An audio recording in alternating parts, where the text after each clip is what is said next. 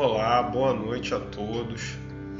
Meu nome é Sérgio, sou o professor Sérgio Marinho, dou aula de Direito Constitucional no curso Póstero.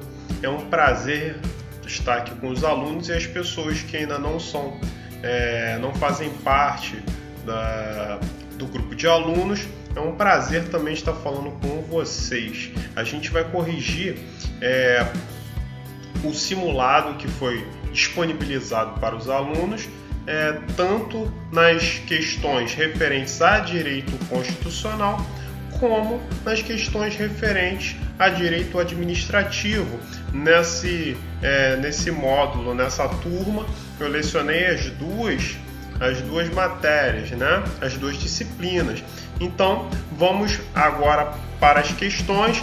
Eu dei um enfoque predominante no Instituto OACP, que é a banca da Polícia Civil do Rio de Janeiro, né? Esse simulado é justamente para essa turma, como todos sabem, os que são do grupo de alunos que fazem parte já são inteirados que a banca é o Instituto OACP para o concurso da Polícia Civil do Rio de Janeiro, e aos que não sabem, que tem o interesse de estar conosco na próxima turma, sigam a página @cursopóstero no Instagram, tá? Lá vocês vão obter as informações, as novidades do curso e vão poder manter contato para ingressarem na próxima turma. E os que já estão conosco, espero que permaneçam até o edital, pois é importante sempre haver esses ciclos de estudo, né? Peço que também, para os que não me seguem, me sigam no Instagram, @sergiomarinho.adv, tá? sergiomarinho.adv, tá? Lá a gente vai intensificar conteúdos de direito, principalmente de direito constitucional, outras matérias que envolvam também minha atividade profissional, tanto como servidor público como advogado, também vão lá constar, tá? Então, passaremos a correção, iniciaremos com a parte de direito constitucional, tá? E vamos ali tentar trazer um norte, né? Vamos conseguir trazer um norte do comportamento da banca Instituto OACP, porque esse simulado tem justamente essa finalidade, tem justamente esse papel, que é focar no que o Instituto OACP quer de vocês. Em alguns momentos eu vou trazer questões que alguns de vocês não vão concordar com o gabarito, e até eu, em alguns momentos, vou discordar do gabarito, mas nós temos que tentar enxergar como funciona a mente por trás do Instituto OACP, a mente dos examinadores do Instituto OACP.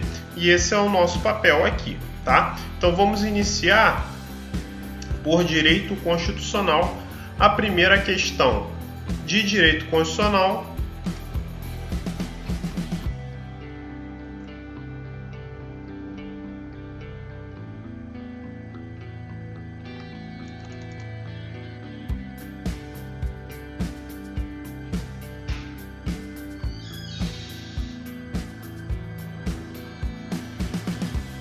tá? Sobre os direitos constitucionais da inviolabilidade, a intimidade, a vida privada, a honra e a imagem das pessoas, assegurado o direito à indenização pelo dano material ou moral decorrente de sua violação, assinale a alternativa correta. Observem que essa questão separada foi do ano de 2020, né, do Instituto OACP, do concurso da Prefeitura de Novo Hamburgo, Rio Grande do Sul, para o cargo de auditor fiscal de tributos. Então, muito interessante essa questão para solucionarmos, né? Então, ele quer a incorreta, tá? Então, observem, sempre que vocês se depararem com o examinador pedindo para que se marque a questão incorreta, tentem sublinhar, apesar de o incorreto já estar em caixa alta, porque no afã de resolvermos logo as questões de uma prova, eu sei bem disso, nós às vezes sabemos a matéria, mas somos induzidos a erro. Então, nós vamos analisar aqui da letra A a E, né? Nessa questão desse concurso, nós temos 5 letras, A a E, algumas vai ser A até D. Então, a violação desses bens jurídicos ensejará indenização, cujo montante deverá observar o grau de reprovabilidade da conduta. Então, inicialmente, nós não vemos qualquer tipo de erro na questão, mas inicialmente temos que passar os olhos por todas as assertivas. B. O direito à honra protege, desse modo, o sentimento de dignidade e a reputação dos indivíduos, o bom nome que os diferencia na sociedade. Também podemos prosseguir, nada que salte aos olhos para que possamos comentar até o momento. As indenizações por dano material e por dano moral são cumuláveis, ou seja, diante de um mesmo fato é possível que se reconheça o direito a ambas as indenizações. Também um entendimento sumulado do Superior Tribunal de Justiça possibilitando a acumulação. Não há qualquer tipo de equívoco nessa assertiva. Letra D. As pessoas jurídicas não poderão ser indenizadas por dano moral, uma vez que não são titulares dos direitos à honra e à imagem. Bom, essa assertiva eu tenho que apontar para vocês que ela viola completamente o enunciado da súmula 227 do Superior Tribunal de Justiça, que permite que as pessoas jurídicas sejam indenizadas por dano moral. Então, para resolver questões do Instituto OCP, como estamos vendo, é necessário conhecimento de súmulas, do teor de súmulas, tanto do STF como do STJ, tá? Importantíssimo. Letra E. A intimidade e a vida privada, a honra e a imagem das pessoas são invioláveis. Elas consistem em espaço íntimo intransponível por intromissões ilícitas externas. Também não há o que se retocar nessa assertiva. A resposta do gabarito, e não há qualquer dúvida, é a letra D, porque traz uma assertiva incorreta. 2. Também questão recente do Instituto OCP 2019, questão para concurso federal. São direitos sociais expressamente consignados na Constituição Federal. Então, vocês têm que fazer a leitura, né? Quem nos ouve, saiba, quem não sabe ainda, quem não é aluno, saiba que é uma orientação nossa e é uma orientação que serve para qualquer concurso, da leitura da lei puramente, tá? Façam essa leitura pura da lei seca, como se fala, né? Você vai ler a Constituição de maneira pura, de maneira seca. Nem sempre, a todo momento, nós vamos estar trazendo teoria, né? A leitura da lei ou da Constituição puramente é essencial para a aprovação. São direitos sociais expressamente consignados na Constituição Federal vigente. Iniciativa popular e saúde. Alimentação e iniciativa popular, lazer e assistência aos desamparados, nacionalidade brasileira e previdência social, segurança e respeito. Eu peço a vocês para que quem tiver à mão, e vocês já estão no computador ou no celular, de qualquer forma vai ter acesso imediato à Constituição Federal. Lá na Constituição Federal, mais precisamente no artigo 6º, né, da nossa Carta Magna, nós vamos ver que são direitos sociais a educação, a saúde, a alimentação, o trabalho, a moradia, o transporte, o lazer, a segurança, a previdência social, a proteção à maternidade e à infância, a assistência aos desamparados na forma dessa Constituição. Então, dentre as assertivas, podemos observar que consta a letra C, lazer e assistência aos desamparados. Há uma insistência à iniciativa popular, que é uma forma de participação na vida democrática do Estado de Direito, não é um direito social explícito no artigo 6º, não é um direito social propriamente falando, mas sim algo ligado a direitos políticos, de participação democrática, na vida democrática do Estado brasileiro. Então era uma questão que demandava apenas e tão somente um conhecimento da literalidade da nossa Constituição, em particular do artigo 6º deste diploma, tá bom?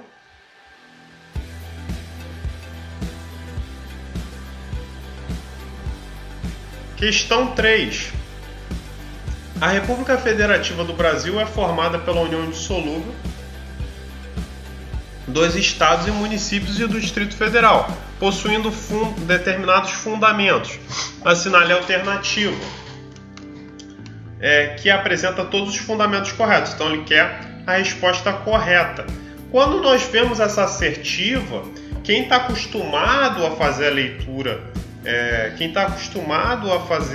a leitura, da Constituição, vai saber nesse momento que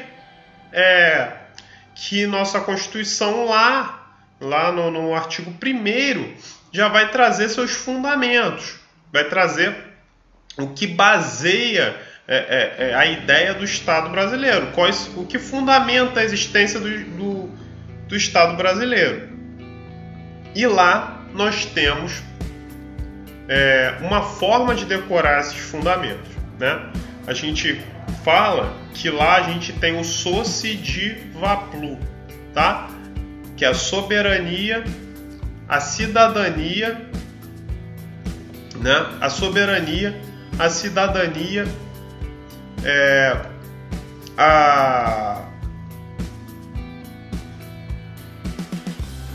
os valores sociais do trabalho e da livre iniciativa, e a dignidade humana e o pluralismo político, né? Então, você vai ter lá no artigo 1º, soberania, cidadania, dignidade da pessoa humana, os valores sociais do trabalho e livre iniciativa e o pluralismo político. Então, quem fez essa leitura já vai matar tranquilamente essa questão, porque ela confunde-se com os objetivos do Estado brasileiro. Ele vai tentar trazer uma confusão ali do que está disposto entre o artigo 1º e o artigo 4º da Constituição, tá? Então, atentem-se para a leitura da lei de forma seca, de forma limpa, que é importante para nós, tá? Então, vocês vão analisar a questão e não tem como não chegar à conclusão da letra C, tá? A letra C é a letra que vai trazer exatamente o teor do artigo 1º, tá bom? Prosseguindo, questão 4, né? A quarta questão. Também em 2019, o Instituto ACP, também de uma universidade federal. Dentre os direitos e garantias fundamentais relacionados à liberdade de locomoção do indivíduo, assinale a alternativa equivalente ao texto constitucional, né? Então, observem que aí ele fala dentre os direitos e garantias fundamentais, né, constitucionais do indivíduo, tá? Relacionados à liberdade de locomoção. Então, nesse momento você já tem que fechar a sua mentalidade para o objetivo da questão. Tem que fixar, trazer um objetivo específico para o que o examinador quer, tá? Então, ali ele vai falar: é reconhecida a instituição do júri com a organização que lhe der a lei, assegurados a plenitude de defesa, o sigilo das votações, a soberania dos vereditos e a competência para o julgamento dos crimes dolosos contra a vida. B. A lei penal retroagirá, salvo para beneficiar o réu. Nós podemos ver que nessa B já há um erro, né? Já há um grave erro. Eis que eu vou projetar para vocês a questão, para quem não está acompanhando ainda. Há um grave erro. Eis que viola-se o princípio da legalidade, a possibilidade de se retroagir a lei penal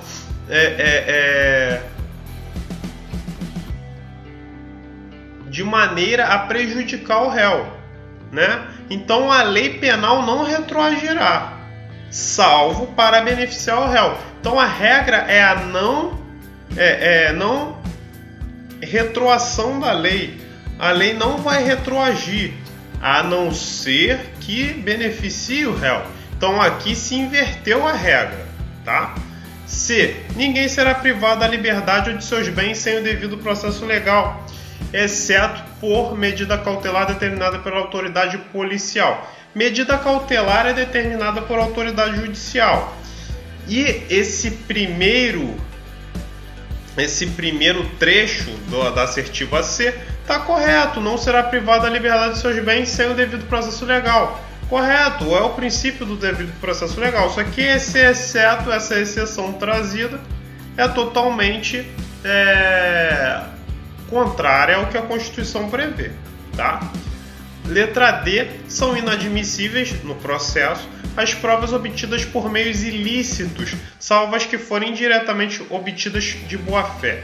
A Constituição da República não traz essa exceção de salvo as que forem indiretamente obtidas de boa-fé, tá? Então, observando que a letra B, C e D estão completamente erradas, nós podemos afirmar que a letra E é a letra correta, até mesmo porque ela atende o disposto no artigo 5º, inciso 38 da Constituição, que prevê justamente a instituição do júri, né? E todas essas garantias, essa instituição permanente que é o júri na nossa Constituição, que é assegurado, né, com a organização que lidera a lei, assegurados a plenitude de defesa, o sigilo das votações, a soberania dos vereditos e a competência para o julgamento dos crimes dolosos contra a vida.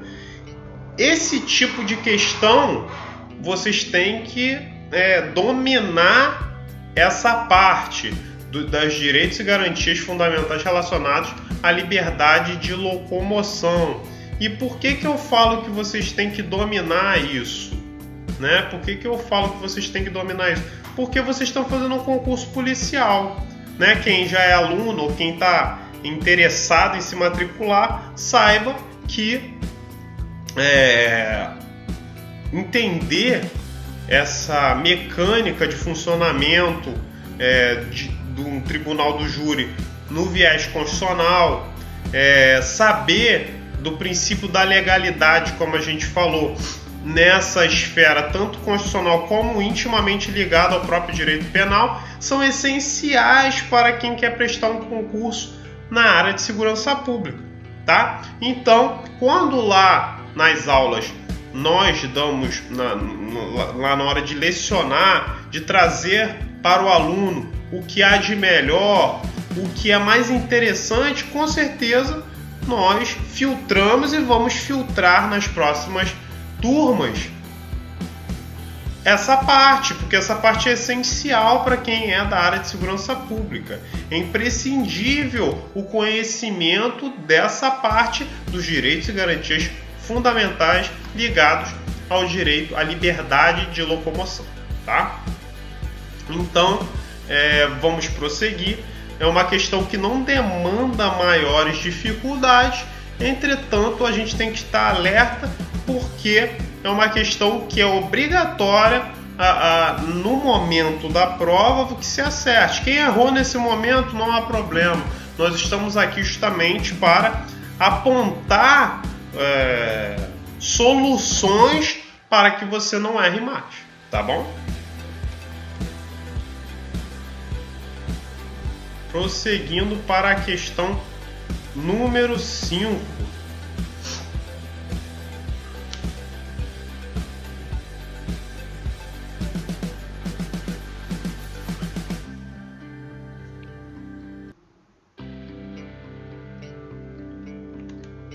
Uma questão do ano de 2020 da banca Instituto OCP também. Nosso foco hoje principal é esse.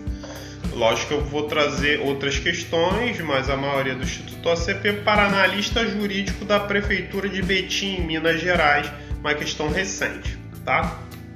Antes de iniciar a questão, eu quero trazer a importância do estudo dos remédios constitucionais, do mandado de segurança,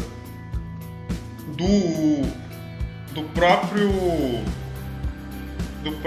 habeas data, do habeas corpus, tá? A ação civil pública também é algo importante para a gente ter um conhecimento, ação popular. Então, remédios constitucionais são importantes, são de importante análise, principalmente na lei que os regem, tá? Se são regidos por leis, temos que ter conhecimento também da literalidade dessas leis. E nós vamos ver nesse artigo 5º o porquê, como a banca Instituto OCP cobra isso e como é importante termos a exata noção de onde estamos pisando, de como vamos resolver, como a gente pode resolver essas questões, como é que se estuda visando a aprovação no Instituto OCP, tá?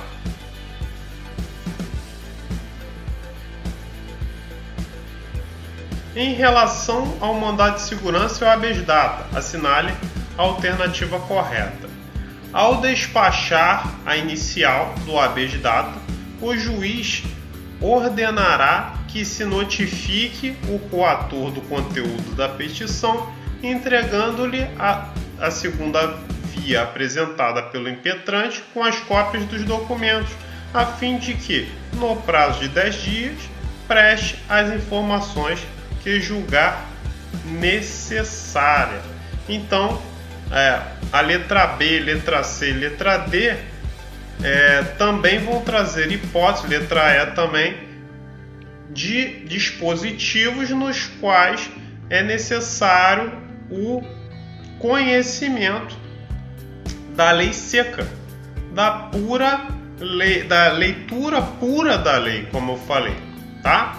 Então, aqui a gente está para direcionar a forma de você fazer a leitura da lei seca e como nós vamos enxergar a teoria em certos momentos também. Como é que a gente vai inserir a teoria em diversos momentos, na verdade, e como você vai direcionar a leitura da lei seca para a resolução de questões como essa, tá? Quero antecipar que a letra A é a letra correta, por quê? Pelo próprio teor do que está contido na lei de habeas data, que é a 9.507, mais precisamente no artigo 9º. O artigo 9º vai trazer exatamente o teor do que está contido na letra A, na assertiva A, tá bom?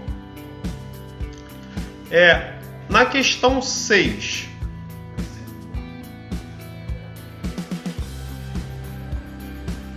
tá? Então, eu acho que aqui, equivocadamente, eu não deixei que vocês vissem o Word, mas vocês vão ver que eu até fiz a leitura, né, da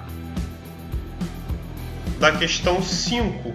e ela vai estar escrito que ao despachar a inicial de habeas data, o juiz ordenará que se notifique o coator do conteúdo da petição, entregando-lhe a segunda via apresentada pelo impetrante com as cópias dos documentos, a fim de que no prazo de 10 dias preste as informações que julgar necessárias.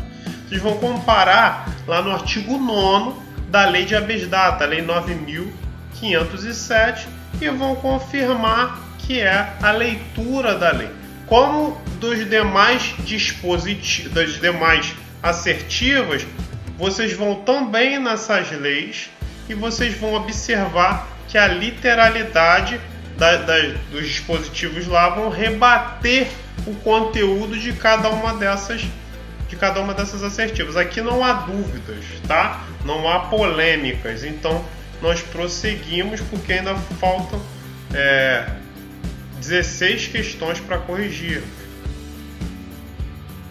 Quem tiver alguma dúvida pode deixar aí embaixo que a gente vai dirimir essa dúvida, tá? Vai solucionar o problema.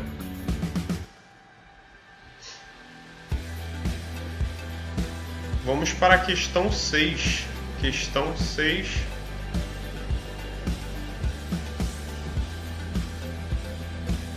Acerca dos direitos e garantias fundamentais previstos na Carta Magna, assinale a alternativa correta. É uma questão de São Bento do Sul, fiscal de posturas, também Instituto OCP 2019. A letra A. O Estado indenizará o condenado por erro judiciário, assim como o que ficar preso além do tempo fixado na sentença. B. Ninguém será submetido à tortura, nem a tratamento desumano ou degradante, exceto em casos urgentes, para obtenção de informação necessária ao resgate de inocentes. C. É permitida a prisão do devedor do crédito tributário, juntamente com a do depositário infiel e a do devedor de alimentos. Os jornalistas estrangeiros podem ser extraditados se cometerem crimes de opinião. Vamos começar de trás para frente aqui. Vamos começar na letra E, né? Desculpa, letra D. Nesse caso são 4 assertivos. Jornalistas estrangeiros, aqui afirma que jornalistas estrangeiros podem ser extraditados se cometerem crimes de opinião. Não coaduna com a própria ideia, não combina com a própria ideia de Estado Democrático de Direito que é o Brasil. Que é o Brasil. Então, totalmente equivocada, não há essa possibilidade constitucional de extradição por crimes de opinião. Até porque a ideia de crimes de opinião é algo contraditório com a própria democracia. C. É permitida a prisão civil do devedor de crédito tributário. Incorreto.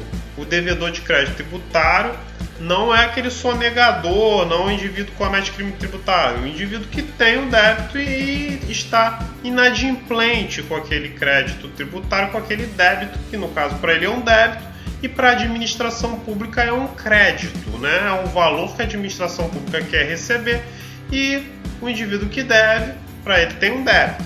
Tá? A Constituição só permite a prisão do depositário infiel e do devedor de alimentos, ressalvando que no caso do depositário infiel, o Pacto de São José da Costa Rica ou Convenção Americana de Direitos Humanos impede a prisão do depositário infiel, permitindo apenas a prisão do devedor de alimentos. Então, neste momento, apesar de que seja correto a gente falar que a Constituição permite a prisão do depositário infiel, nesse momento a interpretação do STF, com súmula vinculante inclusive, é de que o depositário infiel não pode ser preso, apesar de haver uma leitura seca, e por isso é necessário que se assista às aulas e também se anote e preste atenção nisso, né? Não só na lei seca, que a gente vai chegar a essa conclusão, a leitura de súmulas, tá? Letra B. Letra B. Ninguém será submetido a tortura nem tratamento desumano ou degradante. Se parasse aí, estaria perfeita. Estaria perfeita a questão, né? Entretanto, o examinador acrescentou, exceto em casos urgentes para obtenção de informação necessária ao resgate de inocente. Não há essa previsão na nossa Constituição. Por fim, a letra A, o Estado indenizará o condenado por erro judiciário, assim como o que ficar preso além do tempo fixado na sentença, né? Então a gente tem o artigo 5º, inciso 75, artigo 5º, inciso 75, que vai trazer a hipótese, a literalidade lá no inciso 75 do que está na assertiva A, tá? Então a gente tem que conjugar a leitura da lei seca com a atenção do que a gente fala nas aulas, do que se lê no material anotado, tá? Porque aí essa questão é facilmente resolvida, tá bom? Vamos prosseguir.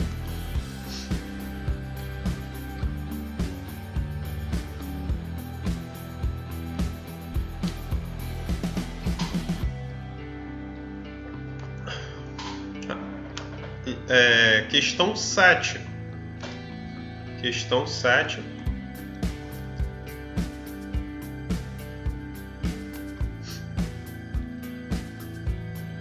Assinale a alternativa que, de acordo com o que dispõe a Constituição Federal, apresenta 2 legitimados para a propor direta de inconstitucionalidade.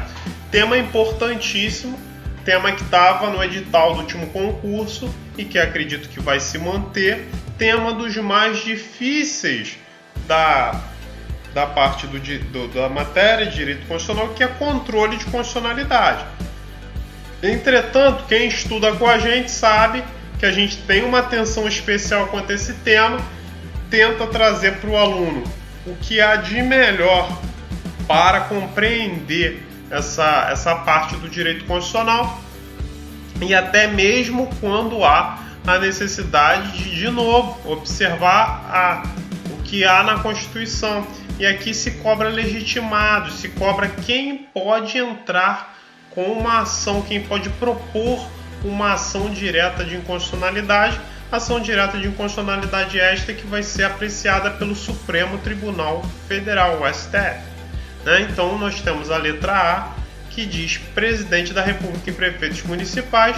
Adiantando para vocês, prefeitos municipais não constam no rol do artigo 103. Artigo 103, que é o artigo que irá prever os legitimados para a propositura das ADIs, né, das ações diretas de inconstitucionalidade. Conselho Federal da Ordem dos Advogados do Brasil e o Advogado-Geral da União, AGU. Observem que, em diversos momentos, o Instituto OACP vai levar vocês, tentar induzir vocês ao erro, mas vocês não vão cair nessa, de que o Advogado-Geral da União vai ser legítimo para propor uma ação direta de inconstitucionalidade. Isso acontece em diversas questões. Quem resolve questão, quem tem resolvido bastante questão, vai ver que é uma tentativa de erro que o Instituto OACP tenta induzir, não só o Instituto OACP, isso acontece em outras bancas também, tá? É uma tentativa de induzir vocês a erro, tá? Então o AGU não é legitimado, então também excluímos a letra B. Letra C. De novo, o Advogado-Geral da União e o Vice-Presidente da República. Nenhum dos dois é legitimado. Não está no rol do artigo 103. Como também não está na Lei 9868, a lei que rege a ação direta de inconstitucionalidade, ação declaratória de constitucionalidade, tá? As ADIs e as ADCs. Letra D. Entidade de classe estudantil e deputado federal. Entidade de classe estudantil não está no rol, tá? Não está no rol de legitimados. Você vai ter entidade de classe de âmbito nacional. Aqui a gente não está falando de entidades de classe estudantil, tá? Da mesma forma que o legitimado são as mesas, mesa da Câmara dos Deputados e mesa do Senado Federal, e não o senador ou o deputado em si, mas sim a mesa de cada uma dessas casas. E por fim, Procurador-Geral da República e Governador de Estado. Estão lá constantes do artigo 103. Procurador-Geral da República, o PGR, e o Governador de Estado. São dois dos legitimados. O Governador do Estado ainda há algo para se ressaltar, né? O Governador do Estado ele é um legitimado especial. Ele necessita de pertinência temática com o tema tratado, algo que vai implicar direto ou indiretamente no Estado, por exemplo, ou algo do interesse relativo àquela representação que ele tem em relação ao Estado que ele é governador, tá bom? Vamos prosseguindo. Próxima questão, número 8. Questão 8. Aqui temos um pequeno erro aqui, tá? De grafia. São órgãos, tá? Foi erro de digitação, gente.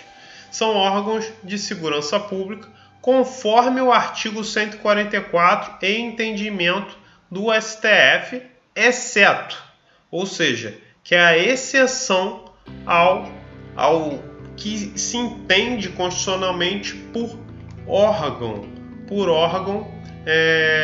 de segurança pública, tá? Então, nós temos, quando a gente analisa isso, como está dito no próprio enunciado, né? Artigo 144 da Constituição. Ali vai ser elencado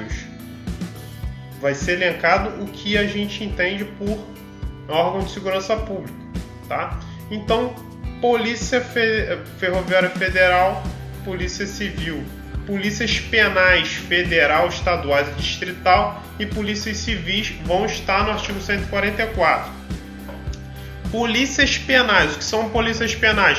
Recentemente, houve uma alteração na nossa Constituição, tá? Houve uma alteração na nossa Constituição que modificou a nomenclatura dos chamados agentes penitenciários, dos antigos agentes penitenciários, que passaram a ser denominados policiais penais federal, no caso do DEPEN, estaduais, no caso das secretarias estaduais ou de Justiça ou de Administração Penitenciária, como tem no Rio, e distrital também.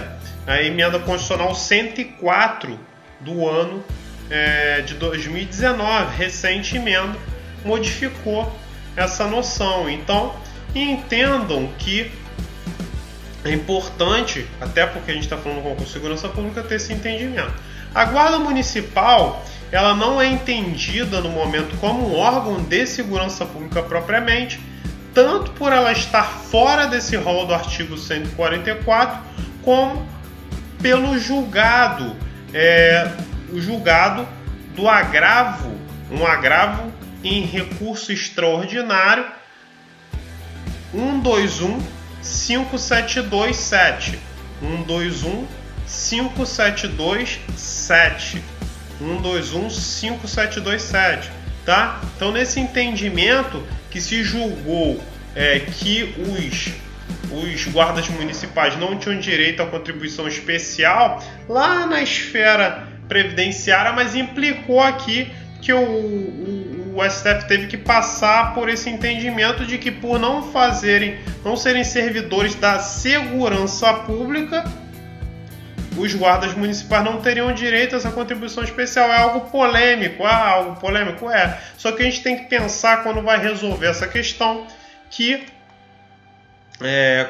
quando resolve-se essa questão, que a gente tem que pensar no teor lá do artigo, no teor do artigo 144 da Constituição. É essencial conhecer o artigo 144 da Constituição e tudo ali que envolve a segurança pública, para principalmente quem quer fazer concurso para essa área, tá bom? Então, a gente tem aí como letra C, né? A letra C,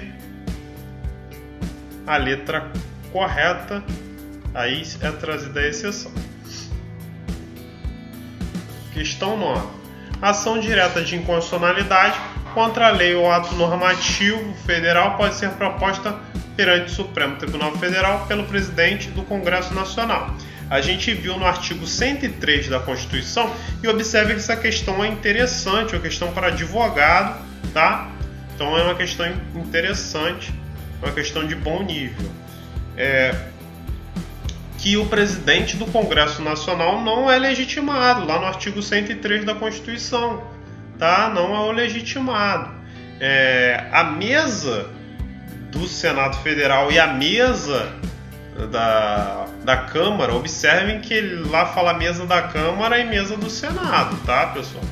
E aí não é mesa, ele não explicitou o presidente do Congresso Nacional como dentre os legitimados. A mesa da Assembleia Legislativa ou da Câmara do Distrito Federal tem legitimidade ativa para propor ação direta de inconstitucionalidade, independente da pertinência temática do objeto da ação. Mesa da Assembleia Legislativa e da Câmara Legislativa do Distrito Federal, assim como governador de estado e assim como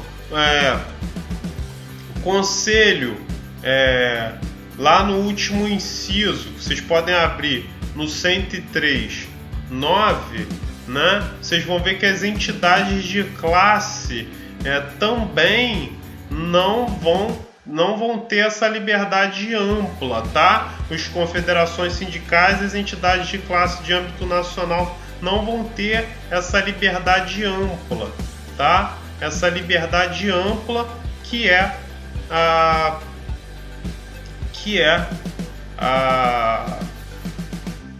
poder entrar com uma ação direta de inconstitucionalidade simplesmente por qualquer tema. Tem que haver uma pertinência temática, tem que ter um tema relativo de interesse real, de interesse relativo às finalidades desses órgãos, tá? C. Qualquer partido político tem legitimidade ativa para propor ação declaratória de constitucionalidade. Novamente me remeto ao artigo 103. E no artigo 103, o inciso 8º é explícito em afirmar que partido político com representação no Congresso Nacional que será legitimado ativo para a propositura de ação declaratória de constitucionalidade. Aí você vai falar, não, mas o 103 fala de não fala só de ação direta de inconstitucionalidade, não. Você vê o caput fala de ação declaratória de constitucionalidade também, tá bom? D. A confederação sindical ou entidade de classe do âmbito nacional não tem legitimidade para propor ação declaratória de constitucionalidade. Observem que isso é distoante. Isso é distoante com o inciso 9º do artigo 103. Lá é previsto que a confederação sindical e a entidade de classe no âmbito nacional são legitimados. Por fim, nós temos que, quando não for autor da ação direta de inconstitucionalidade, o Procurador-Geral da República será intimado para se manifestar no prazo de 15 dias. Tá? Novamente, como eu falei, importante fazer leitura de lei seca. No caso, fazer a leitura do artigo 8º da lei que versa sobre a ação direta de inconstitucionalidade e ação declaratória de constitucionalidade, qual seja a lei 9868/99.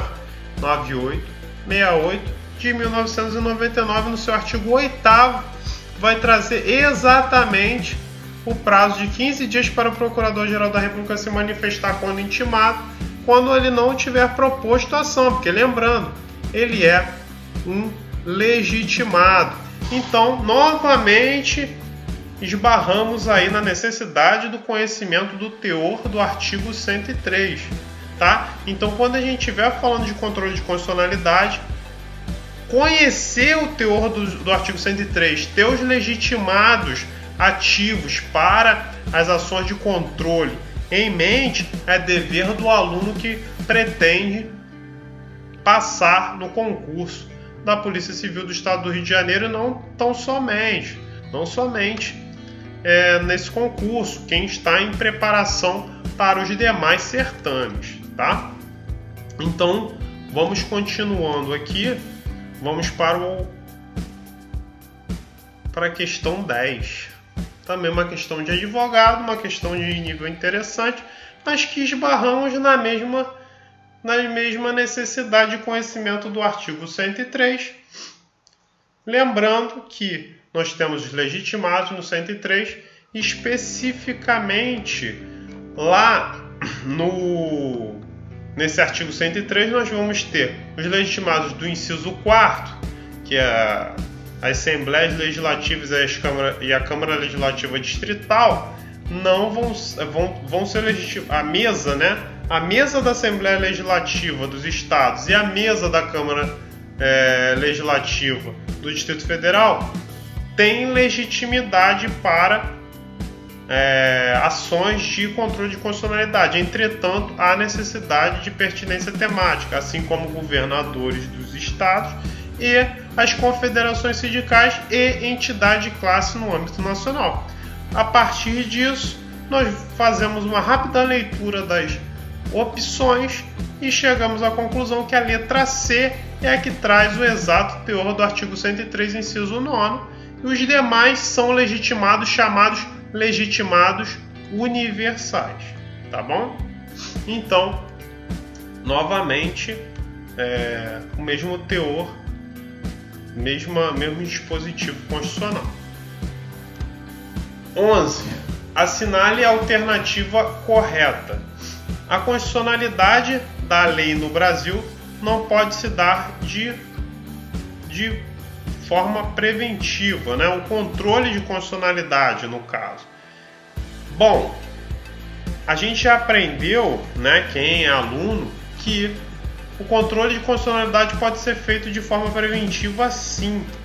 Um exemplo clássico que a gente diz aqui, que a gente sempre fala, é o controle feito lá ainda no Poder Legislativo, antes de se promulgar a emenda constitucional, antes de se alterar a Constituição, por exemplo. Não só com a emenda constitucional, quando há uma lei, né, há necessidade de apreciação desse ato legislativo, né, desse ato normativo, pela Comissão de Constituição e Justiça, a importante comissão que existe tanto no âmbito da Câmara como no Senado Federal, que vai analisar, dentre outras coisas, a constitucionalidade das leis, e essa forma de análise é uma forma preventiva, ou seja, ainda aquele dispositivo ainda não adentrou ao ordenamento jurídico, ele ainda não não formalmente existe, não formalmente subsiste na nossa ordem constitucional ou na nossa ordem legal, né? No nosso ordenamento jurídico em geral. Portanto, é uma forma de controle preventivo de constitucionalidade. É um exemplo, vocês podem ter vários exemplos e ter uma noção ampla do tema interessante que é o controle da constitucionalidade. Os que já assistiram às aulas já tiveram essa noção. Os que não assistiram, saibam que estamos aqui disponíveis e aguardando vocês para as próximas turmas, tá? Então, a letra A traz uma alternativa incorreta, né? Uma alternativa incorreta pelo que eu expliquei. Um exemplo que já derruba essa assertiva.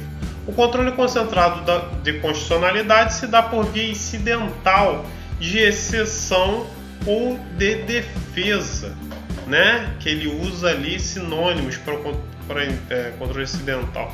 Na verdade, o controle concentrado ele se dá principalmente por via principal, né? A ideia dele é justamente o controle exercido, por exemplo, pelo STF, né? Nas ações diretas de inconstitucionalidade, ele se dá em regra por via principal. Então, essa assertiva não é a mais recomendada, em que pese não estar completamente, absolutamente equivocada, mas como regra ela estaria equivocada. A competência para o controle concentrado das normas em face da Constituição é do Supremo Tribunal Federal, inclusive quanto à constitucionalidade e lei municipal. Aqui há uma polêmica. Porque, ao meu ver, quando o Supremo Tribunal Federal julga uma ADPF é uma arguição de descumprimento de preceito fundamental. Esse é um instrumento que pode levar à análise do Supremo, dentre outros atos normativos, a lei municipal. E nesse momento, entendo que sim, que o Supremo Tribunal Federal ali está fazendo um controle concentrado da lei municipal. Entretanto, o Instituto OCP assim não entende, né? Ele vai entender que esse controle concentrado da constitucionalidade da lei municipal, talvez ele entenda que seja feito pelos tribunais de justiça nas ações diretas de inconstitucionalidade estaduais. É algo que realmente não compreendo como correto, mas é para vocês entenderem e se habituarem com a visão do Instituto OCP, tá? A gente tá para colocar aqui essas polêmicas, né? Que tem gente que entende dessa forma e a banca de vocês entende dessa forma, a gente tem que trazer essa noção. A constitucionalidade da lei estadual perante a Constituição Federal só poderá ser controlada abstratamente perante o Tribunal de Justiça do respectivo Estado membro. Nós vimos já que as ações diretas de inconstitucionalidade podem versar sobre leis estaduais que violem a Constituição da República, na nossa Constituição Federal. Então, não é correto afirmar, da forma como a questão fez, que a constitucionalidade da lei estadual só poderá ser analisada pelo Tribunal de Justiça do respectivo Estado membro, eis que pode ser objeto de uma ação direta de inconstitucionalidade que vai ser julgada pelo Supremo Tribunal Federal. Tá? Então, uma ação direta de inconstitucionalidade vai versar sobre esse tema e não pode ser proposta nesse caso, falando da ação direta de inconstitucionalidade lá da Lei 9868, não vai poder ser proposta no Tribunal de Justiça. Tá? Bom, próxima questão. Em regra geral, a decisão do Supremo Tribunal Federal que declara a inconstitucionalidade de lei ou ato normativo tem eficácia ex tunc, mas circunstâncias excepcionais e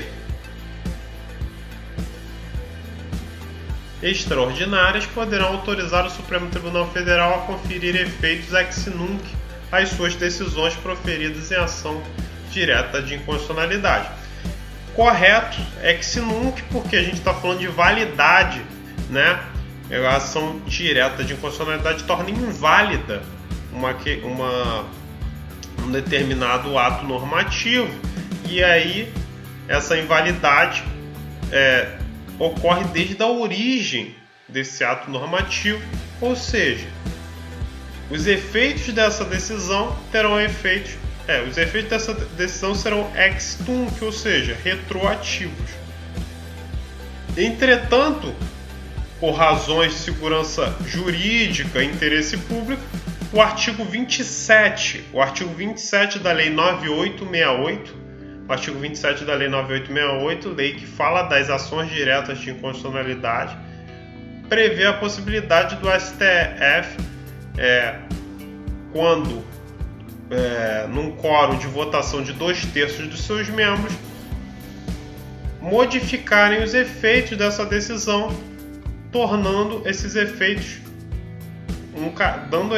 dando essa decisão efeitos ex nunc, ou seja, não retroagirão, tá? Ao nascedouro daquela lei, à origem daquela lei, tá? Então, terminamos aqui direito constitucional, passemos ao direito administrativo, tá? Passemos ao direito administrativo. Então, logo na primeira questão, nós vamos ver aqui uma questão de auditor fiscal de tributos de Novo Hamburgo, Rio Grande do Sul, do Instituto OACP, que vai dizer o seguinte: acerca da revogação, anulação e convalidação dos atos administrativos, assinale a alternativa incorreta, tá? Então, controle de atos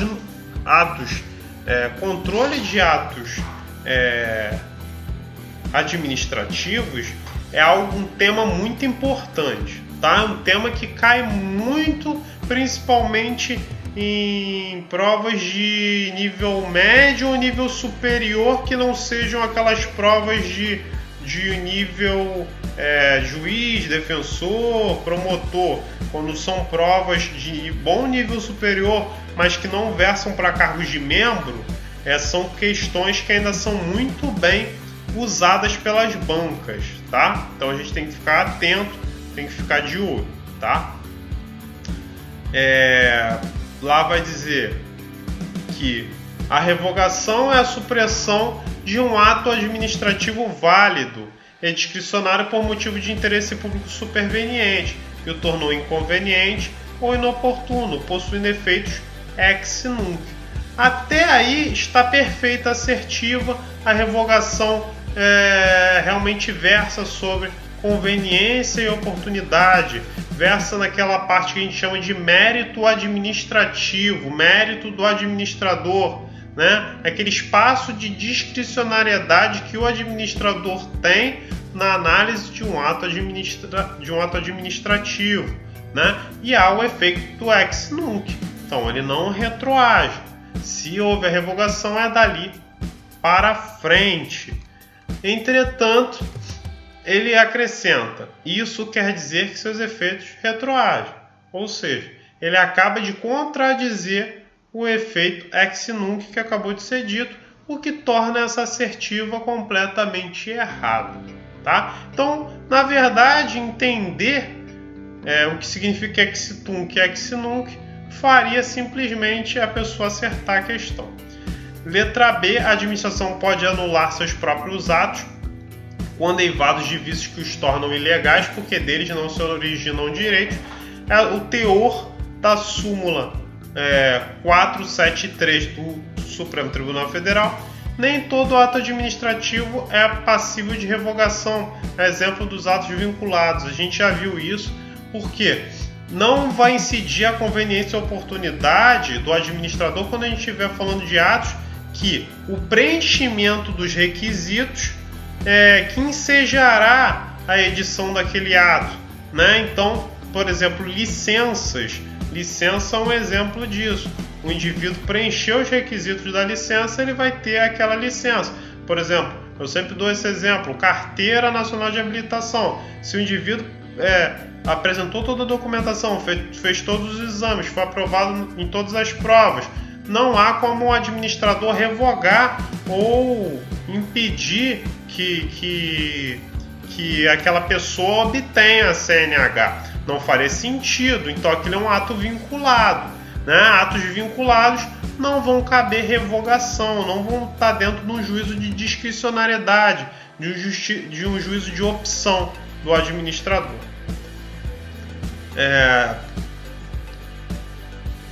Prosseguindo, nós vamos ter a convalidação, representa a possibilidade de corrigir ou regularizar um ato administrativo, tem por objetivo manter os efeitos já produzidos pelo ato e permitir que ele permaneça no mundo jurídico.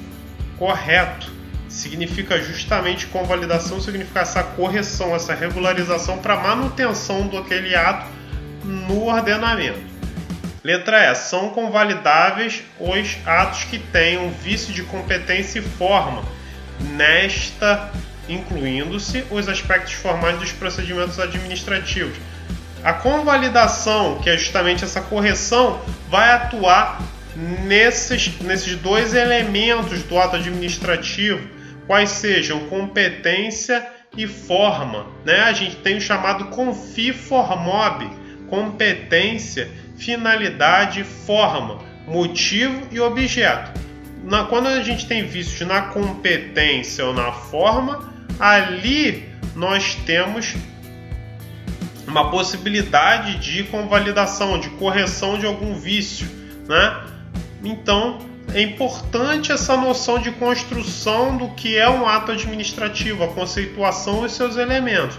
Já vimos isso, e quem tem interesse de estudar com a gente, por favor, não hesite, tá? Procure, que a gente quer passar esse conhecimento para você e que a gente tem certeza que você vai conseguir absorver e aplicar bem na sua prova, tá bom? Então, temos aqui a letra A como a letra incorreta, é o gabarito da questão. Prosseguindo, 2. Não é entidade da administração pública indireta. Autarquias são entidades da administração pública indireta. Fundações públicas de direito privado, sociedade de economia mista, associações públicas. Associações públicas, quando criadas por lei, têm natureza de autarquia, tá? E mesmo se assim não fosse, permanecem, né? As associações públicas são da administração pública indireta, né? Então, aqui a gente tem 4 pessoas jurídicas da administração pública indireta. A Polícia Civil do Estado do Rio de Janeiro é o que? Um órgão. É um órgão de segurança pública, como a gente viu no artigo 144, não vai fazer parte da administração indireta, né? Vai fazer parte da própria administração direta. É um órgão, não faz parte da administração indireta. A gente já viu as diferenças lá, as diferenças entre a administração direta e indireta. Uma das primeiras aulas lá do nosso curso de Direito Administrativo. Até porque, como é que você matava essa questão? Você precisa saber a natureza jurídica da Polícia Civil. A natureza jurídica da Polícia Civil, o próprio artigo 144 da Constituição te dá. É um órgão de segurança pública. Sendo um órgão, ele vai fazer parte da administração pública direta. A gente tem o rol lá, do que a gente já estudou, o rol de quem faz parte da administração indireta. Tá bom? Uma questão formulada aqui pelo curso, mas é interessante. Bem interessante. Tem que saber qual é o papel, qual é o conceito do órgão que vocês querem fazer parte, tá? No que diz respeito ao controle dos atos administrativos, é entendimento sumulado pelo Supremo Tribunal Federal. De novo, controle dos atos administrativos, que reputamos importante. O Instituto OCP gosta dessa matéria, tá? A administração pública dependerá do Poder Judiciário para anular os próprios atos, seus próprios atos. Incorreto, né? A gente vê que a administração pública, ela goza de autotutela, né?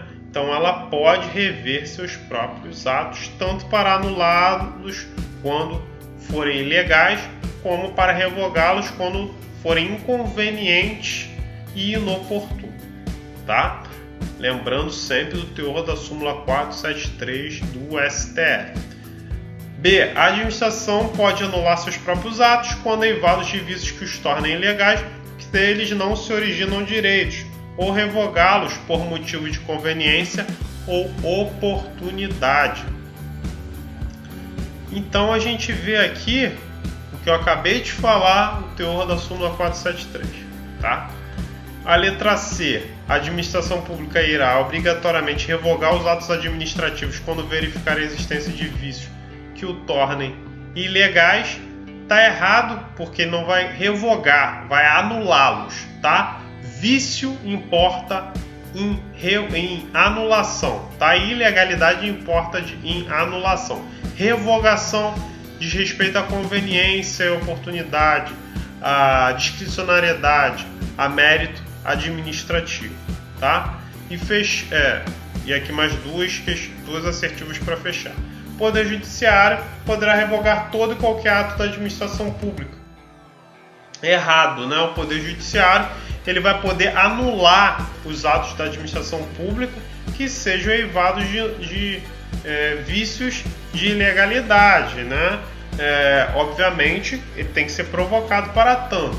Revogar, ele só vai poder revogar seus atos que dizem respeito à sua atividade secundária, à sua atividade atípica, né? Atividade administrativa. Ele não vai poder revogar seus atos jurisdicionais. Ele vai revogar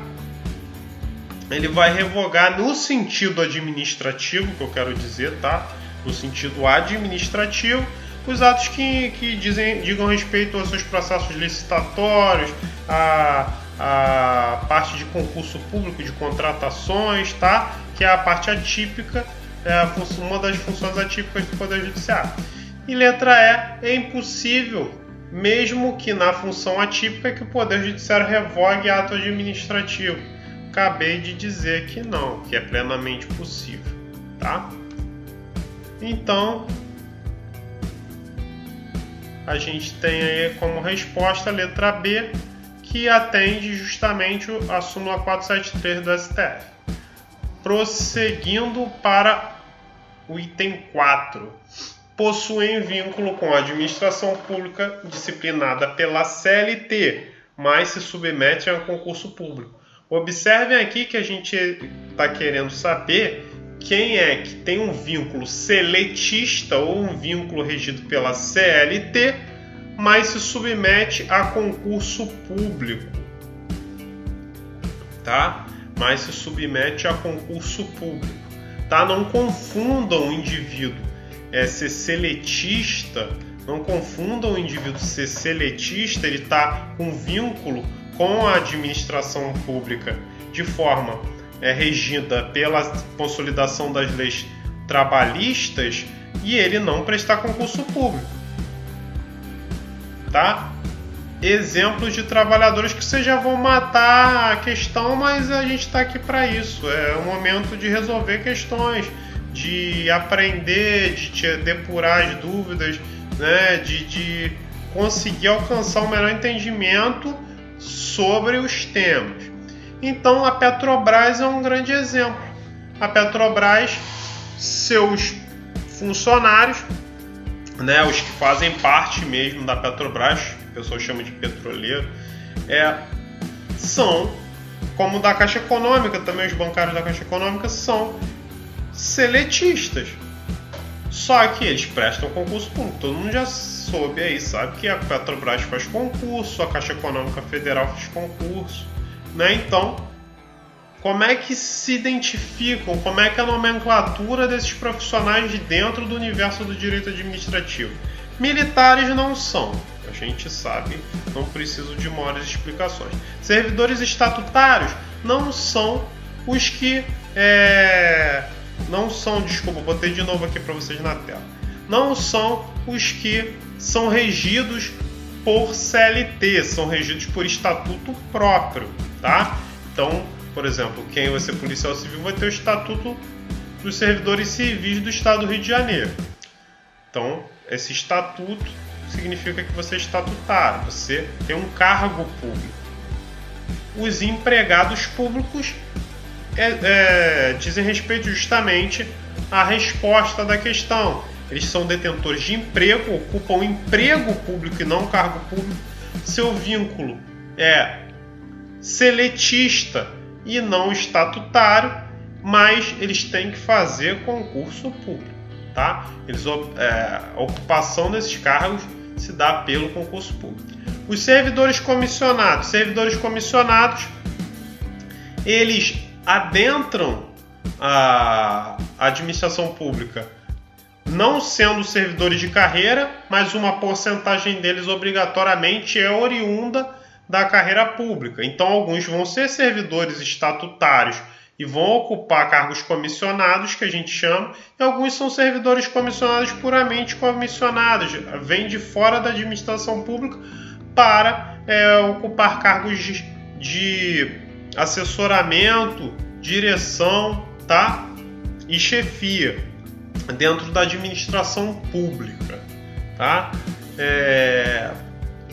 Esses servidores comissionados, como eu falei, nem sempre são concursados, e o vínculo que vai ser estabelecido vai ser um vínculo estabelecido na lei, não é um vínculo de CLT, mas eles não vão ser estáveis. Evidentemente, alguns servidores estatutários que ocupem cargos comissionados são estáveis, mas eles não vão ser estáveis naquele cargo comissionado. Eles podem ser exonerados daquele cargo e ter que retomar o cargo de origem deles, o cargo que compete à carreira originalmente deles, tá bom? Prosseguindo, questão 5, questão de assistente de administração de uma entidade, de uma universidade federal, 2019, Instituto OACP, tá? Quanto à estabilidade do servidor público nomeado para cargo de provimento efetivo em virtude de concurso público, assinale a alternativa correta. O servidor público estável só perderá o cargo, dentre outras situações, mediante procedimento de avaliação periódica de desempenho na forma da lei complementar, assegurada, em qualquer caso, a ampla defesa. Vamos observando as questões. O servidor público adquire estabilidade funcional após 3 anos de efetivo exercício de cargo, ressalvada a hipótese de computar nesse tempo o período em que o cargo tenha ficado em disponibilidade ante a sua extinção ou desnecessidade. C. O servidor nomeado, cujo cargo tenha sido extinto, adquire estabilidade imediata, ficando em disponibilidade com remuneração proporcional ao tempo de serviço.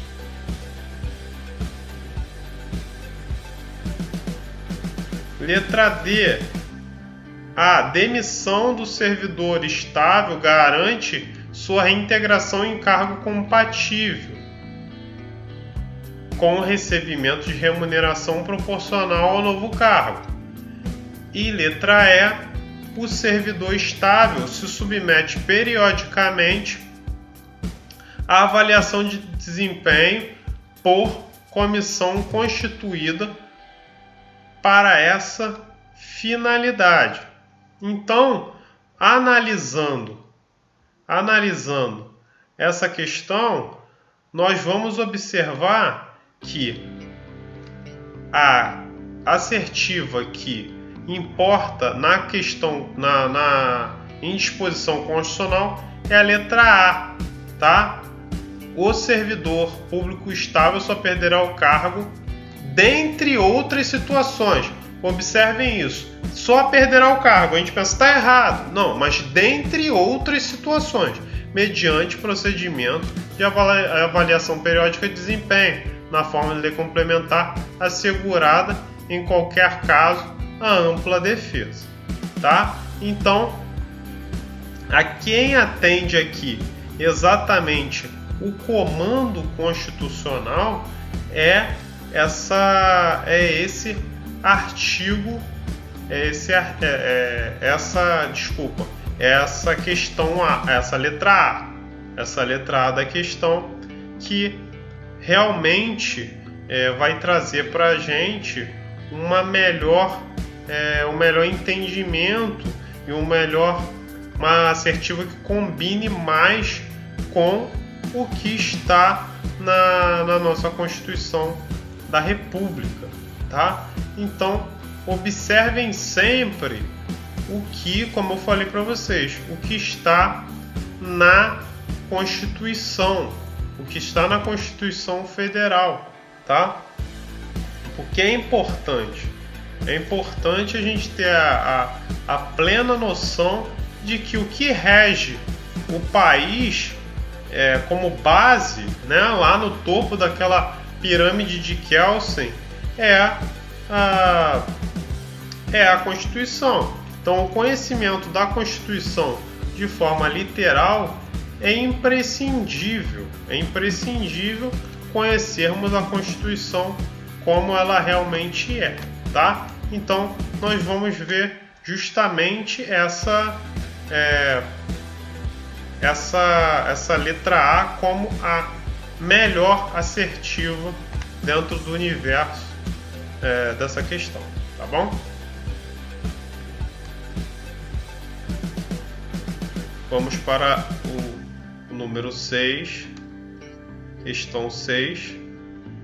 Assinale a alternativa que representa o princípio da administração que impõe ao administrador público que só pratique o ato para seu fim legal e sem promoção pessoal.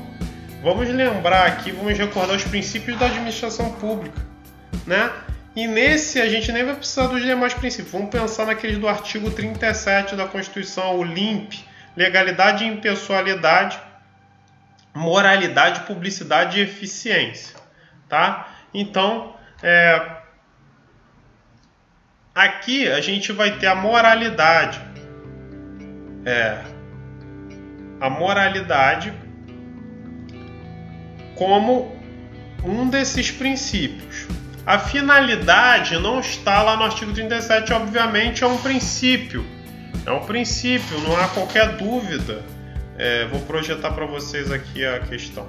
Não há nenhuma dúvida que é um princípio, mas não é um princípio explícito na nossa Constituição. Legalidade está explícita e publicidade está explícita. Aqui a gente vai pensar num prisma poderia pensar num prisma de impessoalidade que não consta, né? Você pensar que um ato busca o fim legal e sem promoção pessoal, nós poderíamos aqui com certeza pensar, e não seria errado, em impessoalidade. Mas o examinador parece que preferiu não botar impessoalidade. Então a gente tem que ver quem alcança mais essa questão. Obviamente que é uma questão de legalidade você não atuar de uma forma... exige-se que você atue de uma forma que cumpra a lei, né? Só que essa parte de sem promoção pessoal é algo que nos traz um princípio mais específico. Como a gente não tem impessoalidade, a gente pode excluir a legalidade e a própria ideia de publicidade. Fica moralidade e finalidade. Só que finalidade, apesar de ser infraconstitucional, está mais amoldado, né? Se a gente pode falar dessa forma, ao que o examinador quer, porque ele está falando de fim legal sem promoção pessoal, tá? A moralidade é algo mais amplo, aquele que é algo mais específico com o caso dele. Então a letra B é o que é mais importante aqui, é o que mais se amolda ao que o examinador está pedindo, tá bom? Questão 7. Assinale a alternativa que apresenta um princípio da administração pública direta e indireta de qualquer dos poderes da União, dos Estados, do Distrito Federal e dos municípios. Aqui ele quer o teor do artigo 37. A iniciativa direta, pessoalidade, isonomia e boa-fé não existem no teor do artigo 37. O que vai existir é o princípio da eficiência, incluído lá naquele artigo 37 pela emenda constitucional 19. Tá bom? Então, essa é a resposta. Observem que é uma questão de assistente de administração da UFPB. Questão 8.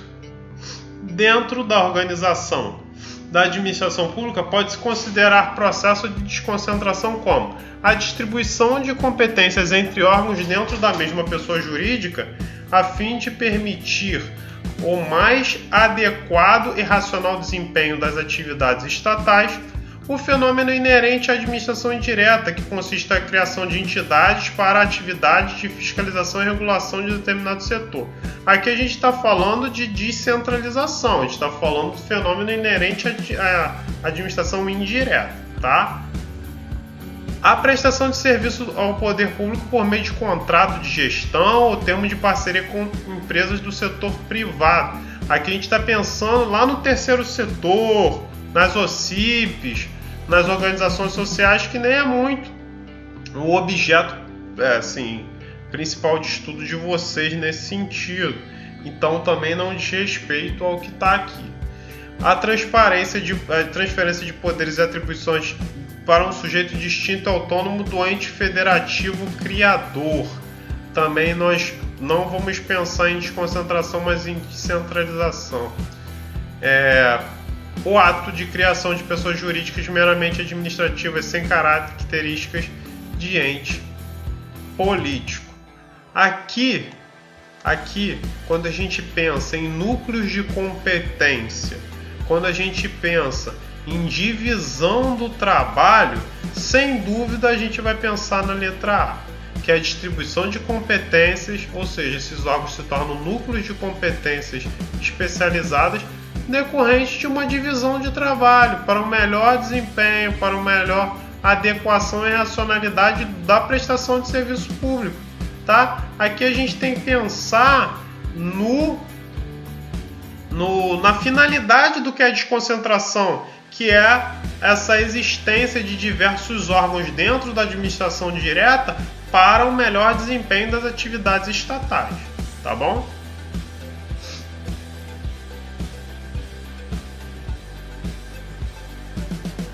Artigo aí, a gente já tá nessa live, né, estudando, que a gente até se confunde. Bom, porque para mim também é um estudo, sempre revisar, sempre estar com vocês discutindo, apesar de hoje não ser um caminho de mão dupla, né, assim, de uma resposta imediata, a gente tenta estar focado mais aqui no que tem que fazer, mas vocês vão ter a chance de vocês dar esse feedback aí sem qualquer dúvida aqui, ó, no Instagram ou lá na minha página também, quem quiser. Mas tem aqui o espaço do curso, tanto no YouTube como no Instagram do curso, @cursoposter, tá? Bom, de novo aí, questão 9. A administração pública poderá distribuir suas competências administrativas a pessoas jurídicas autônomas para fins de garantir o cumprimento de suas obrigações constitucionais. A tal ato dá-se o nome de imposição, não é a questão.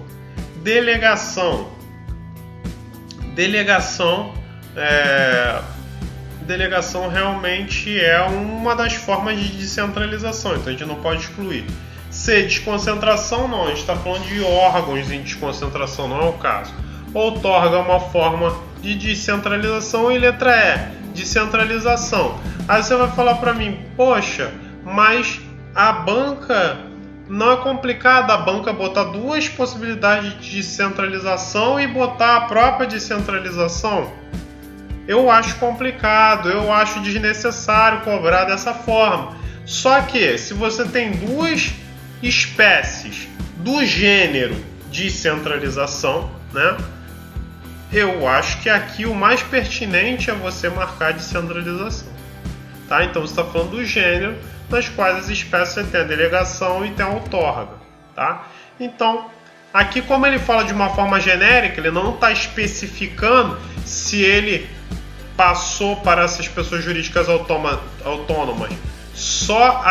Dá a impressão que ele só está passando até só a parte das prestações de serviço público, não a titularidade do serviço público. A gente tem essas diferenças na descentralização para quem lembra. Mas como ele não especifica muito bem, é melhor a gente buscar o gênero. E o gênero, no caso, é descentralização. Tá bom? Letra E, a correta, é o que traz no gabarito. Finalizando, questão 10. A autorização do serviço público pode ser considerada 1. Aqui você precisa pura e simplesmente saber o que é autorização de serviço público. Prova de investigador, ano passado, Instituto ACP. É o ato administrativo unilateral, discricionário e precário. Aqui não tem muito o que discutir. Aqui é meio quem sabe, sabe, quem não sabe, realmente complica. Por isso que em serviço público a gente pormenoriza parte de licença, permissão, autorização. Bom, a gente termina aqui quase 1h30 de live, mas é um prazer estar com vocês. A gente conseguiu traçar um panorama de como é que é o comportamento do Instituto ACP Bom, em alguns temas, né? Se você quiser se aprofundar, quiser fazer um curso com a gente, para a gente poder adentrar de maneira mais densa, se eu conseguir alcançar de forma completa a sua formação para fazer essa prova e alcançar até a possibilidade de alcançar um bom desempenho, entre em contato com a gente, entre em contato com o curso Póstero, tá? Eu sou o professor de Direito Constitucional. Nessa turma também lecionei Direito Administrativo. Meu nome é Sérgio Marinho.